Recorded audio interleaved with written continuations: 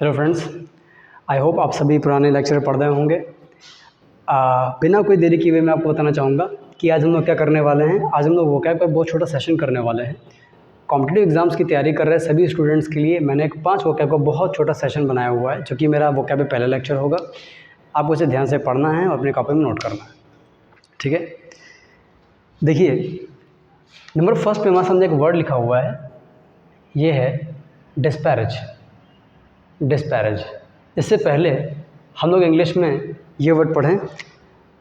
मैं आपको कुछ बताना चाहूँगा, ध्यान से देखिए। लिटिल का मतलब होता है छोटा।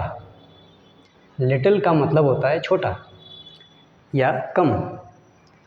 और अगर हमने लिटिल के पहले बी ई लगा दिया, प्रीफिक्स लगा दिया, तो ये बन गया बी लिटिल, यानी कि वर्ब बन गया। तो इसका मतलब हो गया किसी इंसान को छोटा या नीचा महसूस कराना। लिटिल माने होता है छोटा या थोड़ा, नीचा, कम। बी लिटिल लगा दिया, वर्ब बन गया। सेंटेंस का इस वर्ड का मतलब क्या बन गया? किसी इंसान को बहुत थोड़ा समझना, कम समझना, अपने से नीचे समझना या उस इंसान का अपमान करना। डिस्पैरेज का अर्थ बिल्कुल यही है। डिस्पैरेज का मतलब होता है किसी इंसान को नीचा दिखाने की कोशिश करना, यानी कि ऑप्शन के तौर पे आपको बिलिटल मिल सकता है, या अगर आप चाहें तो इंग्लिश में इसकी जगह एक वर्ड और कर सकते हैं, वो है ह्यूमिलिएट। क्या कर सकते हैं? ह्यूमिलिएट। तो बिलिटल का मतलब अपमान करना हो गया, ह्यूमिलिएट अपमान करना हो गया, और डिस्पैरेज माने भी अपमान करना हो जाएगा, या किसी इंसान को नीचा दिखाना हो जाएगा। तो याद कर लीजिए या कॉपी में नोट कर लीजिए कि डिस्पैरेज का मतलब किसी इंसान को नीचा दिखाना, अपमान करना। सिनोनिम हो जाएगा इसका पर्यायवाची बिलिटल हो जाएगा, या इंग्लिश में ह्यूमिलिएट कह सकते हैं, ठीक है। अब बात करते हैं सेकंड वर्ड की। सेकंड वर्ड क्या लिखा हुआ है? जक्स्टापोज। देखिए, जक्स्टापोज। जब हम चीज़ों को क्रमबद्ध रखते हैं, जब हम चीज़ों को वन आफ्टर अनदर, एक के बाद एक लगातार रख देते हैं, तो उसको इंग्लिश में बेटा क्या बोलते हैं? जक्स्टापोज कहते हैं। क्या कहते हैं? जक्स्टापोज कहते हैं। तो जक्स्टापोज को इंग्लिश में जब हम पूछेंगे तो कैसे पूछेंगे? To keep one after another, एक के बाद एक क्रमबद्ध रखना क्या कहलाएगा? जक्स्टापोज कहलाएगा। तो डिस्पैरेज अपमान करना, पर्यायवाची जगह बिलिटल या ह्यूमिलिएट। जक्स्टापोज माने क्या हो जाएगा? एक के बाद एक लगातार क्रमबद्ध चीज़ों को रखना, ठीक है। अब थोड़ा सा ध्यान दीजिएगा। मान लीजिए कहीं पर कोई दुर्घटना हो गई और मान लीजिए कहीं दुर्घटना हो गई और कहीं पर ट्रेन का हादसा हो गया, ट्रेन पलट गई। तब ऐसी कंडीशन में जो डेड बॉडीज़ निकलेंगी, जो भी लाशें निकलेंगी, कई बार उनका जो स्वरूप होता है वो इतना बिगड़ चुका होता है कि आप उसको पहचान नहीं पाते। जब किसी चीज़ का चेहरा या किसी चीज़ की बनावट पूरी तरह से बिगड़ जाती है, कई बार अपना मुंह बनाते हैं ना, तब भी एक ही वर्ड का यूज़ करते हैं। वो वर्ड इंग्लिश में कौन सा है? डिस्टॉर्ट। ये देखिए, डिस्टॉर्ट यानी किसी चीज़ की पहचान या बनावट में परिवर्तन आ जाना। इसीलिए कई बार जब बोलते हैं कि मुंह ना बनाओ, या उसने मुंह बनाया तो डिस्टॉर्ट द फेस लगाते हैं। लेकिन चेहरे की बनावट में जब बिगाड़ आ जाता है, बिगड़ जाती है, आकृति बिल्कुल बिगड़ जाती है, तब इंग्लिश में डिस्टॉर्ट की जगह हम लोग मैंगल भी यूज़ करते हैं। इसीलिए जो भी ऐसी डेड बॉडीज़ रिकवर होती है दुर्घटना के बाद में, जिनमें आप इंसान की शिनाख्त नहीं कर पाते, तो ऐसी बॉडीज़ को इंग्लिश में हम लोग बेटा क्या कहते हैं? मैंगल्ड बॉडीज़ कहते हैं। क्या कहते हैं? मैंगल्ड बॉडीज़ कहते हैं। तो डिस्टॉर्ट और मैंगल अगर आप लेंगे तो इसका मतलब हो जाएगा बनावट में परिवर्तन आ जाना। मैंगल्ड लगा दिया तो ऐसी डेड बॉडीज़ या ऐसी बॉडीज़ जिनकी पहचान या शिनाख्त ना हो सके, उनका स्वरूप पूरी तरह से बिगड़ चुका है, और पर्यायवाची क्या हो जाएगा? डिस्टॉर्ट, ठीक है।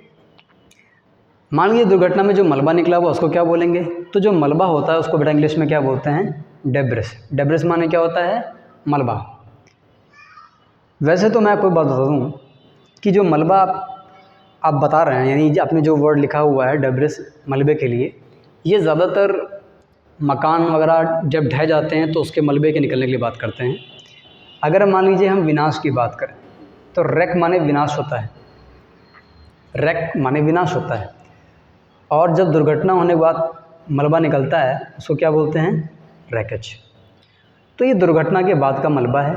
ये अक्सर जब मकान से मलबा निकलते, मान लीजिए कहीं पर भूकंप आ गया और मकान ढह गया, तो जो मलबा निकलेगा वो डेब्रिस कहलाएगा। लेकिन मैं आपको बात बता दूँ, सिनोनिम जो यानी पर्यायवाची हमारे बनते हैं वो कभी एग्जैक्ट नहीं बनते हैं। आपको वहाँ पर काम चलाओ वर्ड दे देंगे, ये दोनों आपस में सिनोनिम्स यानी कि पर्यायवाची बन जाएंगे। तो रैक माने होता है विनाश होना, और दुर्घटना के बाद का मलबा रैकेज कहलाएगा। डेब्रिस माने भी क्या हो जाएगा, मलबा हो जाएगा। ठीक है, चलिए नंबर 5 में एक वर्ड लिखा हुआ है स्टालवर्ट। स्टालवर्ट उन लोगों को बोलते हैं जो दिग्गज होते हैं। कई बार हम लोग दिग्गज के लिए इंग्लिश में वर्ड नहीं ढूंढ पाते, तो जो दिग्गज है उसको इंग्लिश में बोलेंगे स्टालवर्ट। अब दिग्गज को इंग्लिश में कैसे लिख सकते हैं? देखिए, जब आप कहीं पर जाते हैं तब आप कहते हैं वहाँ पर बहुत बड़े बड़े लोग आए थे, बड़ी बड़ी दिग्गज जो है हस्तियाँ आई थी, तो आप कह सकते हैं there were many stalwarts in the party.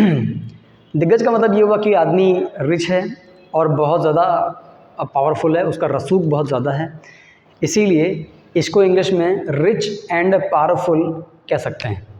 ठीक है, तो स्टालवर्ट उस इंसान के लिए है जो बहुत ज़्यादा फेमस है, बहुत ज़्यादा पावरफुल है और उसके बाद बहुत सारा पैसा है। ठीक है, तो एक बार फिर से देख लेते हैं। आज हमने जो 5 वर्ड किए हुए हैं। डिस्पैरेज का मतलब अपमान करना, किसी इंसान को नीचा दिखाना। सिनोनिम बनाएंगे तो बेलिटल हो जाएगा या ह्यूमिलेट हो जाएगा। जक्स्टापोज का मतलब एक के बाद एक रखना, मेरे साथ रिवाइज कीजिएगा इसको। मैंगल्ड बॉडी का मतलब हुआ वो बॉडी जिसकी शिनाख्त ना हो जाए, यानी कि जिसकी पहचान ना हो पाए, डिस्टॉर्टेड बॉडी। डेब्रिस माने मलबा, रैकेज माने मलबा। मकान के गिरने के बाद जो मलबा निकलता है वो डेब्रिस कहलाता है, और दुर्घटना के बाद मलबा क्या कहलाएगा, रैकेज कहलाएगा। बात कर रहे हैं स्टालवर्ट की। स्टालवर्ट वो पर्सनैलिटीज़ हैं जो दिग्गज होती हैं। दिग्गज का मतलब होता है कि बहुत ज़्यादा रिच हैं और बहुत ज़्यादा पावरफुल। तो दोस्तों हमने ये छोटा सा सेशन किया हुआ वोकैब का। आई होप आपने इसको पढ़ा होगा, अच्छे से क्लियर हो गया होगा। इसको पढ़ के साथ साथ में नोट कीजिएगा और याद कर लीजिएगा। मुहावरों का मैं एक और छोटा सा सेशन डालूंगा जो कि मैं रोज़ कर रहा हूँ, आप उसको मेरे साथ याद करते जाइए। धीरे धीरे हम लोग और थोड़ा सा बढ़ाएंगे इसको आगे और उसको याद करते चलेंगे। ठीक है बेटा, तो उम्मीद करता हूँ कि आप इसे याद करेंगे। बात करते हैं नेक्स्ट टाइम पे। Thank you.